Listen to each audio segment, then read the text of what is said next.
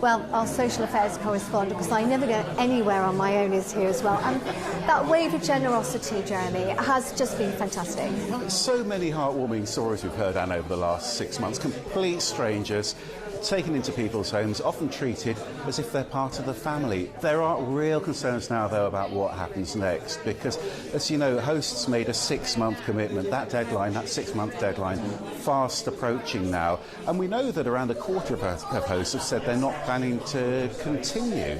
So, you know, council's worried that they'll have to pick up the pieces. And this is a huge challenge when you look at the numbers. This is where Ukrainian refugees are being hosted in our larger counties. Derbyshire, they've seen around 1,000 arrivals on that Homes for Ukraine scheme. Hundreds more being hosted across the cities, and in Rutland, mostly women and children as men stay on to fight. So, you know, it has been really tough for these families, Anne, but people are putting down roots now. People are getting jobs, some of them even getting homes of their own. And I've been catching up with one family near Ashbourne.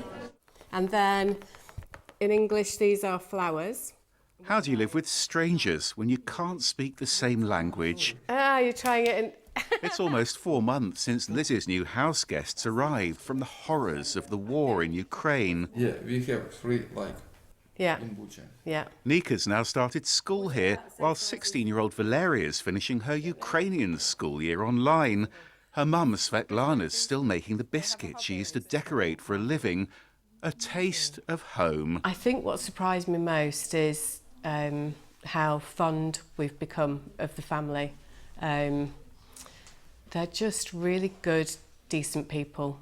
They seem so vulnerable. What have you got out of it? You know, we genuinely know that we've done a good thing.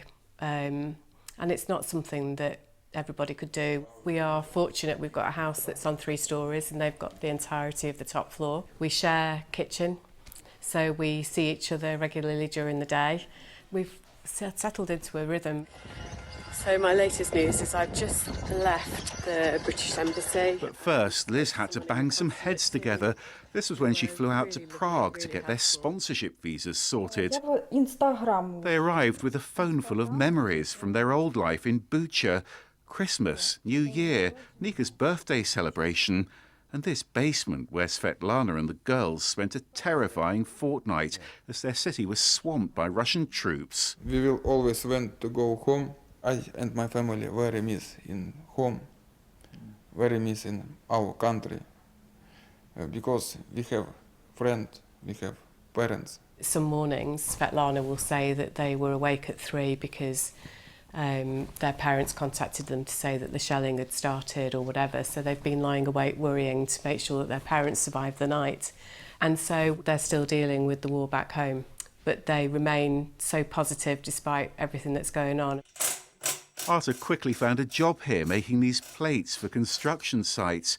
He was only allowed to leave Ukraine because an injury meant he couldn't fight. He came in and he just wouldn't stop work. He was absolutely brilliant. He wanted to learn, wanted to teach. Nothing was a problem to him. And he's a pleasure to have, to be honest with you. I like this work. People, very nice people. And every day the guys help me. Good job. It's emotional, really. His first 2 wage packets, he went to the Army Navy and brought body armour and equipment from the Army and sent them across back to his friends on the front line in Ukraine, which is just, you know, that's all he cared about, helping his friends. And Svetlana's found a job here with one of her Ukrainian friends, washing pots and peeling spuds at a local gastropub. Well, it's difficult, obviously, because, you know, there's a language barrier, but we've all got the app on our phone, so we go back and forth, and they needed something from us. We do need the help in the kitchen, and we wanted to help them as well. So, yeah, it was great. Brilliant. Working out well? Yeah, fantastic, yeah.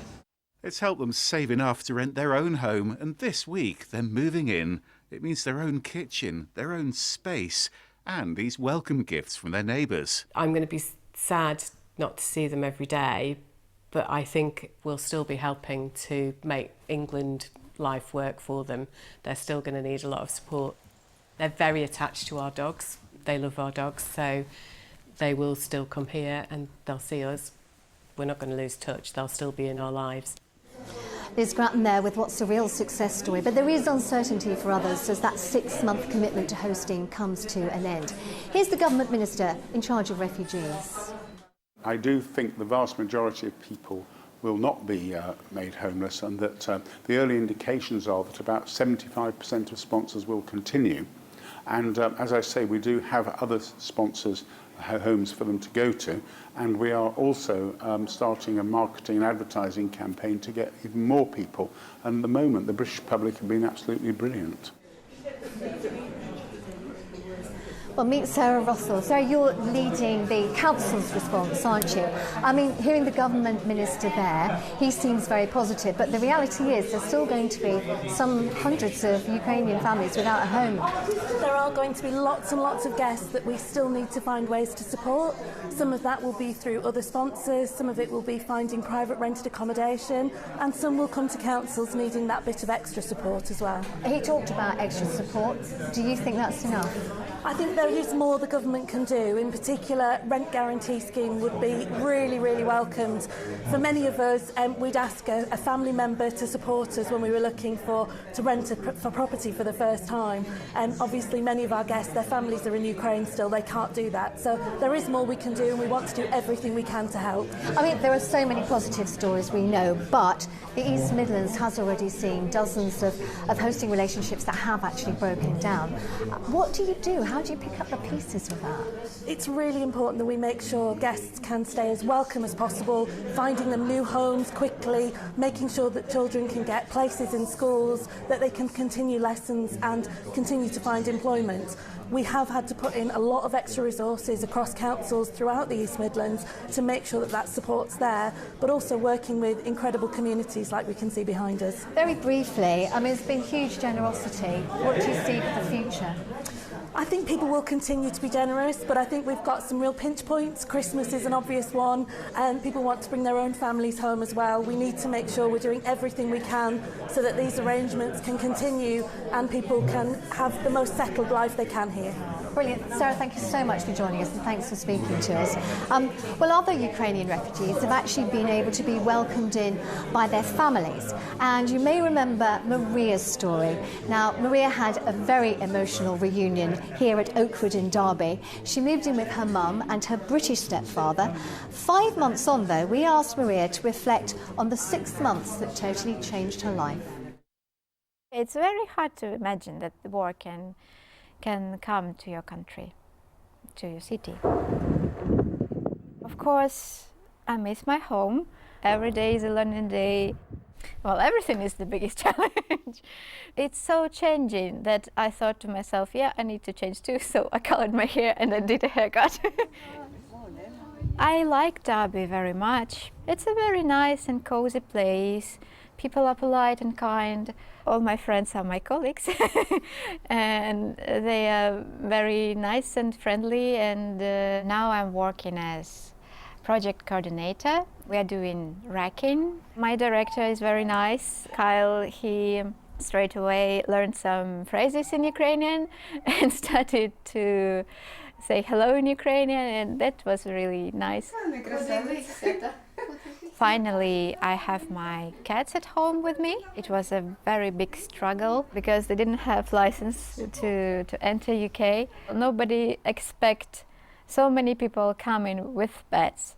But how can we leave them? This is a part of our family. So poor things, yeah, they were in Calais for 1 month. And yeah, we thought that they will speak French already and nobody except me will understand that. Sometimes emotionally it's very hard to be a normal person because you know that in your country there is a war and you're worrying about all the friends. The positive part is when I'm talking to my friends, they're trying to live their normal lives. It's just hard that you can't help them, and I know what it feels like when it is siren. You can't do anything. You just can send some little messages to your friends. Are you alive? Are you okay? I'm always worrying about them. Every day is like a horror movie. All the future did change at 1 second. I dream that the war will end soon and we will be happy again, and every city will be rebuilt and children will be again smiling and happy, and we will be in our beautiful Ukraine again.